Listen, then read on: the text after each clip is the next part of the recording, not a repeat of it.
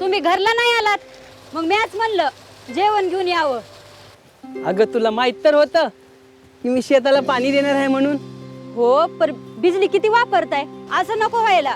उत्पादन एवढंच आणि बिजलीचं बिल हे एवढं मोठं। ते म्हणतात ना चारण्याची मुर्गी आणि बाराण्याचा मसाला। अगं येडी का कुळी तू? तर असं झालं आहे की मुर्गी बी आपलीच आणि मसाला बी मोफतचा। म्हणजे महायुती सरकारनं समजा शेतकऱ्यांचं बिजलीचं बिल माफ केलं आहे। होय आणि धरणाचं काम झाल्यानं शेतामध्ये पाणी बी केवढं येतंय बघ। आता खऱ्या अर्थानं आपल्या शेतात सोनं पिकणार बघ। खरं आहे तुमचं। शेतकऱ्यांना मोफत बिजली देणारा या महायुतीला आपला मत बनताही आहे। भाजप महायुती आहे, करगती आहे महाराष्ट्राची।